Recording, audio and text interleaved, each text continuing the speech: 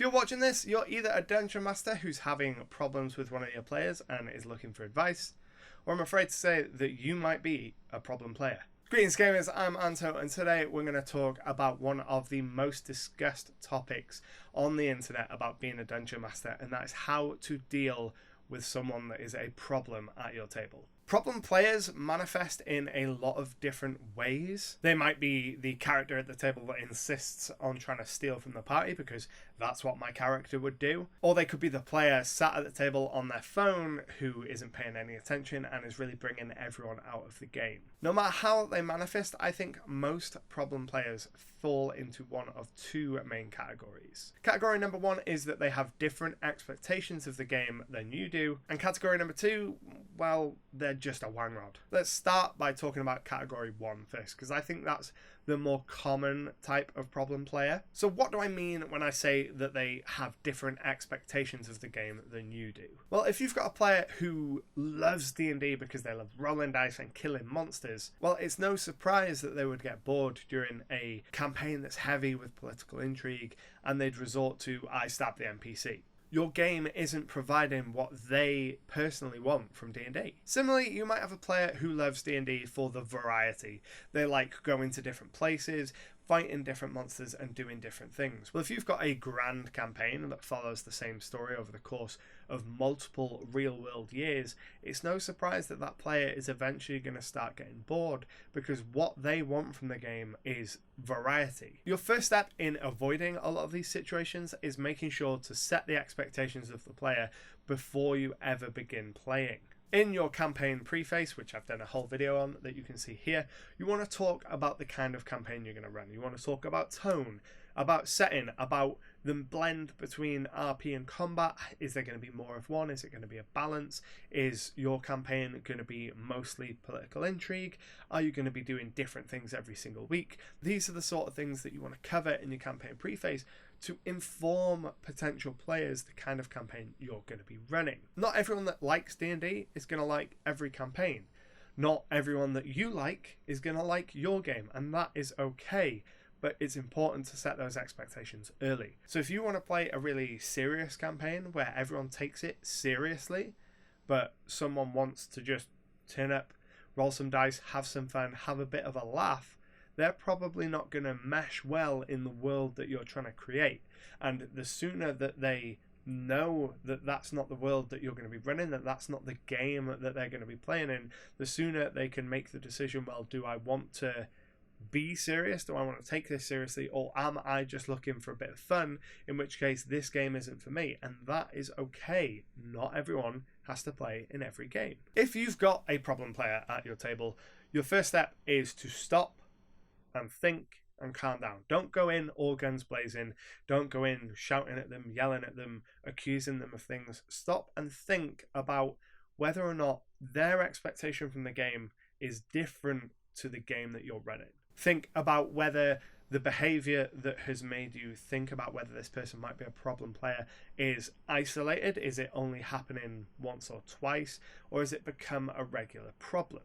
If it's isolated, if it's just something that they did once that upset the course of the game, brought everyone out of the game for 5 or 10 minutes, but since then everyone's moved on and it's fine, well, you probably don't need to sit them down and have a serious conversation with them. If it's something that is becoming an issue week in, week out, then sooner or later you're going to have to speak to them. The answer with almost any problem player is always going to be communicate with them. Start out by speaking to the other players discreetly to find out whether this particular player's behavior is upsetting them or disrupting their game or impacting their fun. If everyone else at the table turns around and says, well, I don't mind X player doing this, it's fun, we're all just having fun, then you need to evaluate whether you as the DM are the problem. Maybe all of your players have a different expectation to what you have, and you need to sit and think, well, all my players want something a little more lighthearted and fun. I want to run a really serious game. Do I want to run a serious game enough to not play with these people, or can I lighten my tone a little bit? There's no necessarily right answer here, but it's something that you've got to ask yourself, because in that instance, it's probably you that's the problem rather than the player. I'd recommend talking to the other players one-on-one, because you don't want to create a situation where the problem player feels like you're ganging up on them. You want to approach the other players individually and get their individual thoughts on it. If all the other players do have a problem with this person, then your next step is to talk to your problem player. The sooner that you do this, the better. Waiting around isn't going to help anyone. Spending a lot of time on the internet watching videos like this and reading forum posts isn't going to solve your problem for you. It might give you ideas, but it's not going to solve it for you. You are the only person that can solve this issue. You need to speak to the problem player. Approach the problem player and explain to them how their specific behavior is impacting the game. Make sure to make it clear that it's the behavior in specific instances that's the issue and not the player as a person. Tell them that the game is supposed to be fun for everyone and that their specific actions are impacting on everyone's fun. And then tell them that you would like for them to change that behavior. Make it clear that you don't want them to change who they are as a person and that it's not every aspect of the experience that you're unhappy with. Make sure to keep it nice and focused on the specific problems, and then ask for their opinions, ask for how they view it. It might be that the problem player hasn't realized the harm or potential harm that they might be causing, and once you put it out, they will say, "Oh, I didn't even realize, I'm so sorry, of course I'll stop doing X or Y or start doing A or B.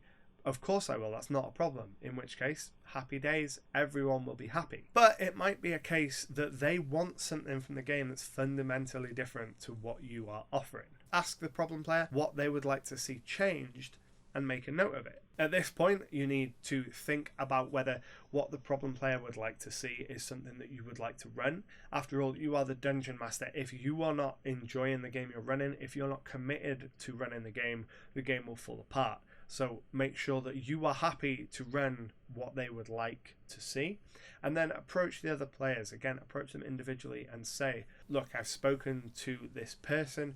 They would like to see these changes. How do you feel about the changes?"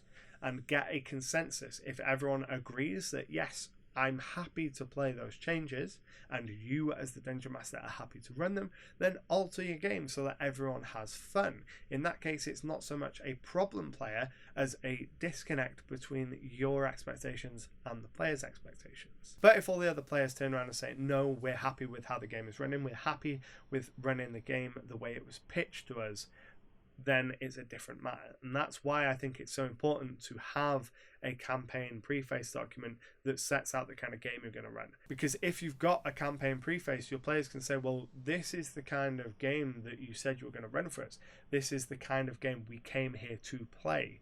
And it adds more validity for you then to go back to the potentially problem player and say, you know, "This is the kind of game that I said we were going to run. Everyone else is happy and enjoying this kind of game. They want to carry on playing this kind of game."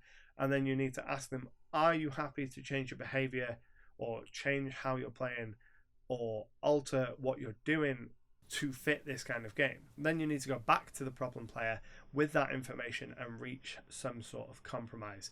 Maybe you change things ever so slightly to accommodate how they like to play, and maybe they change how they play to fit a little better within the game you're playing, whilst also giving them their own fun. Sometimes though, there isn't going to be a solution.